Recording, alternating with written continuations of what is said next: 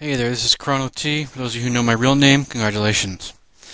I went to go see the movie Law Abiding Citizen this weekend, and it was everything I expected and a little bit more too. I really wanted to go see the movie because of the psychological interplay between the hero and the villain, how the line between the villain and the hero keeps blurring back and forth and back and forth. Now, I will tell you one thing right now. This movie is very, very violent. There's a lot of violence in it. You don't want to take your kids to see this movie. The movie makes a point of showing you don't want kids to see this kind of stuff. So the movie starts off pretty much with a bang. There's no slow build-up. There's no slow burn. It pretty much just starts and happens. The lead character, played by Gerard Butler, named Clyde Shelton, is working in his tinkering shop with his daughter, who is in the process of making another beaded bracelet. And she had already made him one, and he holds up his arm like this so you can see it says Daddy on it. And his wife calls them both down to dinner. They're getting ready when there's a knock at the door.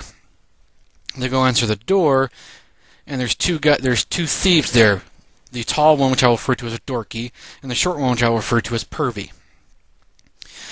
And Pervy smacks him upside the head with a baseball bat, and then ties his arms behind his back with a police-issue zip tie, and then puts duct tape over his mouth. He then stabs him in the chest with a stiletto knife and says to him, "You can't fight fate."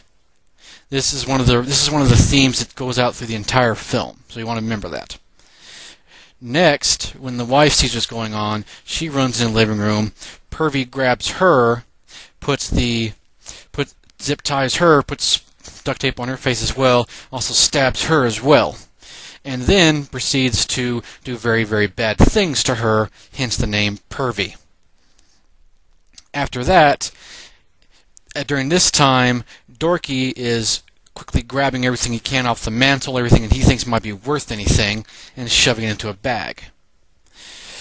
At this point, the daughter walks in. And this is the point where everyone in the audience is probably cringing a little. The bad thing is that all that happens is Pervy gets up, grabs the daughter, and takes her into the kitchen. Nothing is shown, but depending on how good your imagination is, that part can be a little disturbing. We fast forward a little bit to where Dorky and Pervy have been caught, and we find out that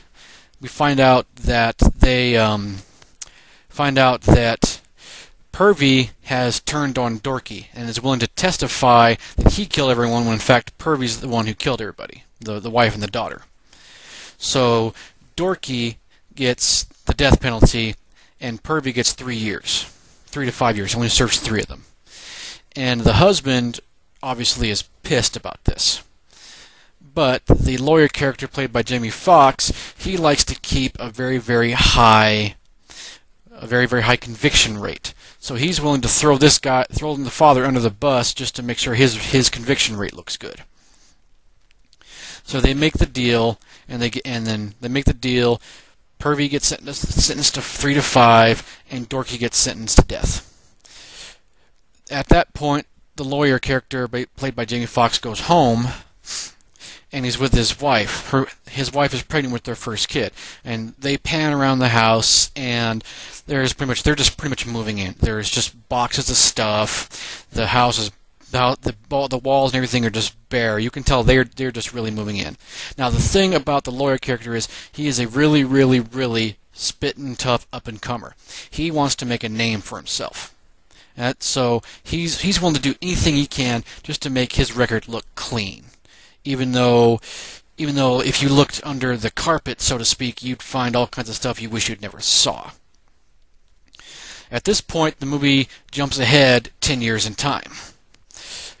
And we jump specifically to this point because in fact, the day that we jump to is when Dorky is going to be executed by lethal injection. And so the lawyer character already has a nice family house and everything. His wife has what looks to be a nice job. She's well dressed.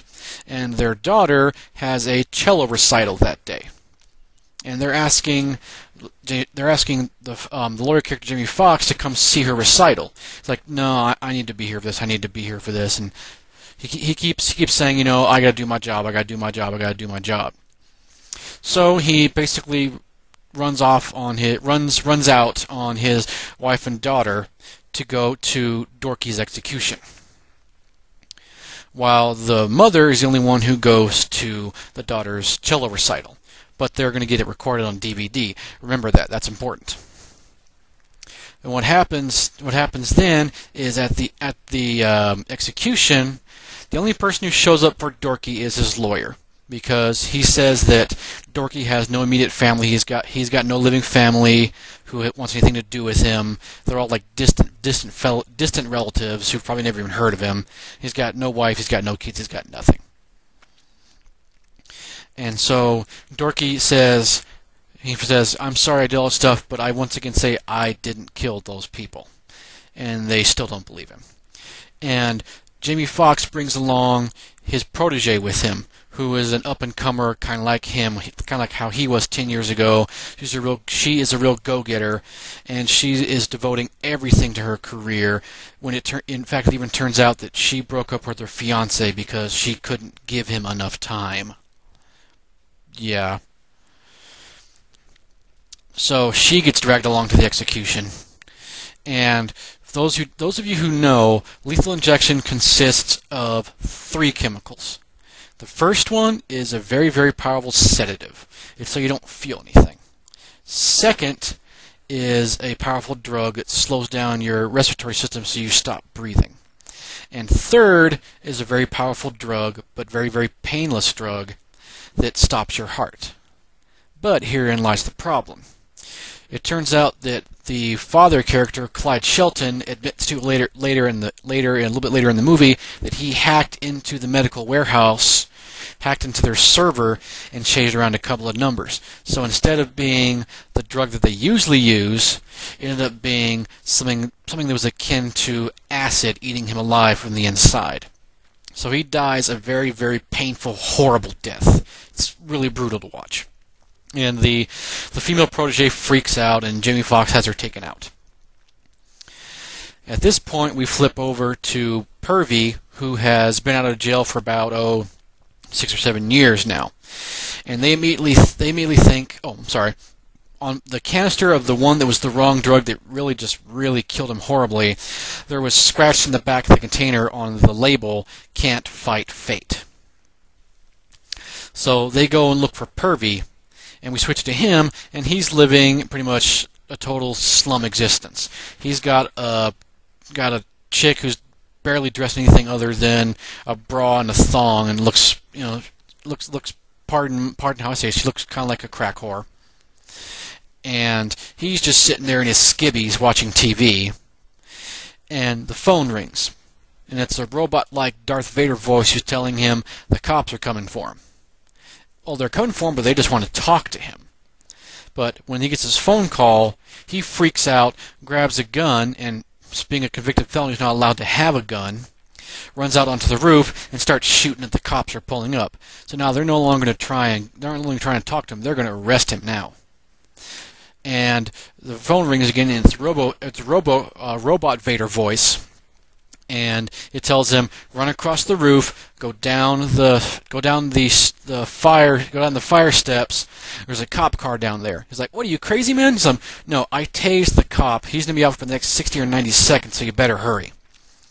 So Purvey goes across the roof, gets down the fire steps, gets in the car, pulls out the service pistol, and pistol whips him upside the head.